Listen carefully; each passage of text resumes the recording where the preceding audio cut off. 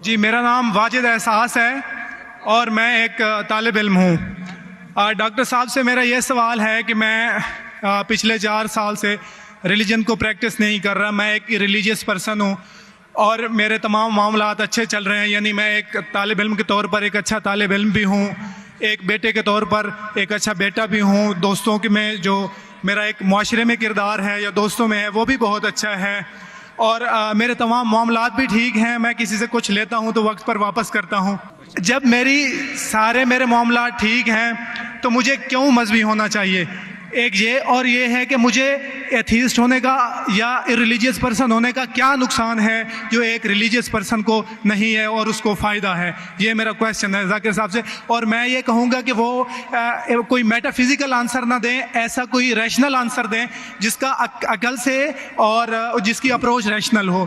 Thank you very much. साहब आपका नाम क्या है? वाजिद एहसास। वाजिद एहसास, आप मुसलमान हैं? I am not practising religion sir. हाँ, आप मुसलमान खानदान में पैदा हुए लेकिन इस्लाम पे अमल नहीं करते, बराबर? Yes sir, yes. अपने भाई साहब वाजिद मुसलमान खानदान में पैदा हुए, 4 साल से दीन पे अमल नहीं करते, कहते हूं कि मैं तालिब इल्म हूं और मेरे मामलात बहुत अच्छे, मैं अच्छे काम करता हूं, कुछ लेता हूं तो टाइम पे वापस दे देता हूं और बहुत खुश है, तो क्यों उसे दीन पे अमल करना चाहिए? अच्छा सवाल है भाई साहब। ऐसे तो बहुत से शख्स है जो बोलते मैं बहुत अच्छा हूं। कई शख्स है। अच्छा होना किसके मयार से? आपके मयार से। हमें अच्छा होना चाहिए खालिक के मयार से। खालिक का मयार क्या है? अच्छा होना वो जो ईमान रखता है, अमल सालेहात करता है, वतवासौ बिल हक वतवासौ बिस सब्र। भाई साहब का सवाल है, लॉजिकल जवाब दो, लॉजिकल जवाब दो कि मैं 4 साल से दीन पे अमल नहीं कर रहा हूं, बहुत खुश हूं, जो चीज लेता हूं टाइम पे वापस करता हूं, तो आप साबित करो कि क्यों मुझे दीन पे अमल करना चाहिए। जो आप बोल रहे आप बहुत खुश है, वो मेरी खुशी के लिए काफी नहीं है। मैं जानना चाहता हूं कि कितने लोग को आपने सही रास्ते पे लेके आया आपके 4 साल में? कितने लोग आपको मानते? बोलिए मुझे। वाजिद भाई किधर है? वाजिद भाई जी जी सर। हाँ, कितने लोग आपको मानते 4 साल में? 5,000 10,000 कितने लोग मानने लगे आपको? सर मुझे इससे कोई फ़र्क नहीं पड़ता, ना मेरी पर्सनल लाइफ पर, ना मेरी जो है एक इज्तमाही जो मेरी ज़िंदगी है माशरे में, कि मेरे ऊपर कितने लोग मानते हैं या मुझे कितने लोग अच्छा समझते हैं। ये है कि जो एक ज़ाब्ता सेट किया हुआ है सोसाइटी की जानिब से और एक अकल के जो तकाज़े हैं, यानी एक अकलियत का तकाज़ा है कि मेरा माशरे में एक अच्छे इंसान का कैसे रोल हो सकता है और या मेरा इंडिविजुअल का एक माशरे में अच्छा रोल कैसे हो सकता है, तो उस तरह मेरा एक अच्छा रोल है। मैं आपसे ये कहता हूँ को कोई एक ऐसा रैशनल कोई अप्रोच हो, रैशनल एविडेंस हो, रैशनल आंसर हो जिसकी वजह से मुझे रिलीजन को प्रैक्टिस करना चाहिए, जो मैं नहीं कर रहा। आप जो बोल रहे अकलियत के हिसाब से, अकलियत जो इंसान समझती है हमेशा सही नहीं होता। आपको पता है, पहले दुनिया लोग समझते चपटी है। सैकड़ों साल, हजारों साल पहले लोग समझते थे दुनिया चपटी है। जी सर, बिल्कुल ये है कि अब एवोल्यूशन हो रही है। भाई साहब अभी आपका सवाल खत्म हो गया, मेरा जवाब सुनिए आप। जी जी जी। ये डिबेटिंग सेशन नहीं है, समझे आप? ये रैशनल आप समझते नहीं। जब सिंपल समझ नहीं सकते आप बोलते आप बहुत एकदम क्या बोलते कंटेंट है। आप इतना नहीं समझ सकते क्या कंटेंट है। आपको सवाल देने का मौका दिया गया, अभी मेरा जवाब सुनिए। हर इंसान अपने दिमाग से समझता है वो सही है। वो चोर भी अपने दिमाग से सही है समझता है। वो चोर जो चोरी करता है, जो चोर चोरी करता है, वो अपने दिमाग से सही समझता है। आप मुझे एक पॉइंट बताओ। एक चोर है, मान लो मैं चोर हूं, मैं चोरी करता हूं, करोड़ों रुपये लोग की चोरी करता हूं। आप एक रैशनल पॉइंट बताओ कि मैं गलत हूं और मैं चोरी छोड़ दूंगा। एक। चलो भाई साहब वाजिद भाई जवाब दो। मैं दुनिया का सबसे बड़ा चोर हूं, करोड़ों रुपये चोरी करता हूं। आप एक रैशनल पॉइंट बताओ कि मैं गलत हूं और चोरी छोड़ दूंगा। जी सर, उसकी वजह ये है कि आप अगर चोर हैं और चोरी करते हैं तो आप गलत इसलिए हैं कि आपके अमल से लोगों की जिंदगियों पर जो है मंफी असरात पड़ रहे हैं। मुझे आप क्या चोरी फर्क करते- पड़ता है लोग क्या समझते हैं, मैं तो खुश हूं ना, चोरी करके रोज रोज खरीदता हूं। नहीं, मुझे सर- क्या, आपको जब मेरे की जरूरत, आप थोड़ी देर पहले पूछे, मुझे फर्क नहीं पड़ता लोग क्या मेरे में, मैं खुश हूं। उसी तरीके से आप लॉजिक पे बात करो, लोग क्या सोचते बात मत करो। मैं तो ये पूछता हूं, आप मुझे मंतिक से, लॉजिक से एक पॉइंट बताओ कि मैं गलत हूं और चोरी छोड़ दूंगा। ये मत बताओ लोग को तकलीफ होती, मुझे क्या फर्क पड़ता है, मुझे तो अच्छा है ना। मैं चोरी खरीदता हूं, रोज रोज खरीदता हूं, बंगला खरीदता हूं, क्या गलत है? लोग को तकलीफ होती, मुझे क्या नुकसान उससे, आपको नुकसान है। आप ये बताओ मेरा नुकसान क्या है, एक दो नहीं। सर आप ये मुझसे मेरे ख्याल में पूछ रहे हैं कि आप खुश हैं, लेकिन मैं आपसे ये सवाल करता हूं कि मेरे सवाल मत रिलीजन कीजिए, को मेरे सवाल का जवाब दो। मेरा सर यही सवाल है। एक लॉजिकल पॉइंट बोलो साबित करने के जी। लिए। मैं दुनिया का सबसे बड़ा चोर हूं, जी। करोड़ों अरबों रुपए चोरी करता हूं, मैं बहुत खुश हूं। जी लोग को तकलीफ होती गई बाढ़ में, मुझे तो तकलीफ नहीं हो रही है। इसको बोलते सेल्फ सेंटर्ड। इससे आपने क्या बोले, मैं खुश हूं, मुझे दुनिया की फिक्र नहीं, उसी तरीके से मैं खुश हूं, तो आप क्या बोलेंगे मैं अच्छा इंसान हूं? आपकी लॉजिक किधर गई? एक चीज बताओ, एक दो नहीं, सिर्फ एक। सर मेरे अमल से, मेरे रिलीजियस होने से आपके मुआशरे पर अमल गलत की असर बात नहीं कर रहा हूं मैं, मेरी चीज की बात कर रहा हूं भाई साहब। आप अगर जवाब नहीं दे सकते तो बोलो, मैं जवाब नहीं दे सकता हूं। आप मुझे एक चीज लॉजिकल बताओ जो मेरे लिए नुकसानदार है। अच्छी बात है, मैं चोरी कर रहा हूं, मुझे दुनिया की फिक्र नहीं, मुझे मेरी अपनी फिक्र है। एक लॉजिकल बताओ। आप 4 साल से कर रहे हैं, मैं 10 साल से कर रहा हूं। आप तो आपकी हालत देख के मुझे अफसोस हो रहा है, मेरी हालत तो बहुत अच्छी है भाई। मेरे पास अरबों रुपए का घर है, अरबों रुपए की गाड़ी है मेरे पास, नौकर चाकर है। आप तो सिर्फ तालिबे इल्म है भाई, कौन अच्छा आप या मैं? इसीलिए लॉजिक, आप ऐसा बोले क्या मुझे दुनिया की फिक्र नहीं, तो मैं आपसे अच्छा ना। अगर दुनिया की फिक्र है और मंतिक से सोचो जो जवाब है, नहीं मुझे बाकी लोग की फिक्र है, मैं खुश हूं, तो हर गलत आदमी बोलेगा मैं खुश हूं, आपके पास जवाब ही नहीं रहेगा जैसे आप बोल रहे। मंतिक से सोचे तो मेरे कई तकरीर है, मंतिक से सोचे तो आदमी खुश कौन है? अभी आपके जवाब पे आता हूं मैं। आपने जो डायलॉग मारे ना, मुझे लोग की फिक्र नहीं, उसमें तो फंस गया। एक बता नहीं सके मुझे, एक। अब बताएंगे भी तो उसका आप बोलेंगे पुलिस पकड़ेगी, पुलिस मेरे खीसे में, मैं सबसे बड़ा माफिया है, कौन अटैक करेगा, मेरे पास पीछे पे बॉडीगार्ड है। मेरी पूरी तकरीर है इसके ऊपर। अभी मैं आता हूं आपके सवाल पे। लोग अक्सर समझते हैं कि पैसे से अमन मिलता है। आपको पता है कि जितने दुनिया में टॉप 10 रिचेस्ट मैन हैं, 10 में से 8 का तलाक हो चुका है, टॉप 5 में सबका तलाक। कई रिच मैन के बच्चे लोग ने कंप्लेंट किया अपने वालिद के बारे में, क्या हैप्पीनेस, क्या हैप्पीनेस। इलॉन मस्क नंबर 1, उसका तलाक। जेफ बेजोस उसका तलाक। बिल गेट्स उसका तलाक। Richest man, $100 billion, $150 billion, $200 billion. क्या फायदा? आपको लगता है हमारे दिमाग में गलत फहमी खुश है, इन लोग बिल्कुल खुश नहीं है। वो जो इंसान गांव के अंदर सुकून की नींद सोता है, वो उनसे ज्यादा खुश है। और ये दुनिया, आपने मेरी तकरीर शायद सुनी ही नहीं, अगर सुनी होती तो ये बात ही नहीं बोलते थे आप। मेरे तकरीर में मैंने कहा हूं कि ये दुनिया हमारे लिए इम्तिहान है आखिरत के लिए। आप जब आखिरत में मानते ही नहीं तो आपको क्या पता? अगर मंतिक से सोचेंगे, लॉजिक से सोचेंगे, तो आपको पता होगा कि इस दुनिया का खालिक एक है। आप मेरी वीडियो कैसेट सुनिए, डज गॉड एग्जिस्ट? वाजिद भाई, वाजिद का मतलब क्या? आपका नाम क्यों नहीं बदलते आप? वाजिद का मतलब क्या? पाने वाला सर। क्या?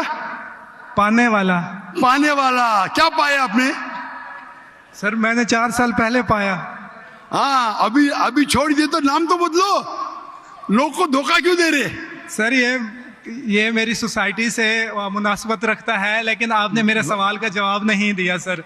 एटमोस्ट रिस्पेक्ट के साथ सर, वही तो बोल रहा हूं मैं ना, मेरे सवाल का जवाब के लिए मेरे तकरीर सुनो। Does God exist? सर वो एक और सुनिए सुनिए सुनिए सुनिए नहीं सुनिए, जा रहा। ये बहस नहीं हो रही है, आपका सवाल खत्म हो, जवाब दे रहा हूं मैं।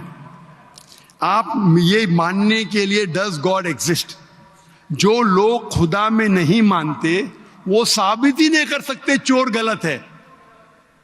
अभी मैं आपको साबित करता हूं। जो लोग, आप कुछ भी बोलो, आप बड़े चोर है, आपको पुलिस पकड़ेंगे, पुलिस मेरे खीसे में, आपकी कोई दूसरी चोरी करेंगे, आपका चोरी कोई कर नहीं सकता, मेरे पास बहुत बड़ी गार्ड है।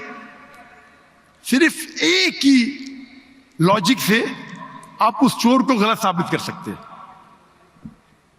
अगर मैं मुसलमान हूं और मुझे कोई चोर कहता है कि मैं सबसे बड़ा चोर हूं, मैं खुश हूं, मुझे एक लॉजिक बताओ कि गलत है और मैं छोड़ दूंगा। मैं उससे पूछूंगा, अगर तुम्हारे साथ कोई नाइंसाफी होगी तो आप चाहेंगे कि इंसाफ हो? भले आपके साथ कोई चोरी नहीं कर सकता है, मान लो, लेकिन आपके मां के साथ किसने गलत हरकत की है, आप नहीं चाहेंगे कि उसको सजा मिले? आपके बहन के साथ कोई गलत हरकत करता है, आप नहीं चाहेंगे उसके साथ सजा हो? ये दुनिया में आप मिसाल लो हिटलर की। हिटलर ने 6 मिलियन 60 लाख लोगों का कत्ल किया। आपकी पुलिस अगर हिटलर को पकड़ेंगी क्या सजा दे सकती है? मैक्सिमम उसको जला सकती है, एक के बदले एक। 59 लाख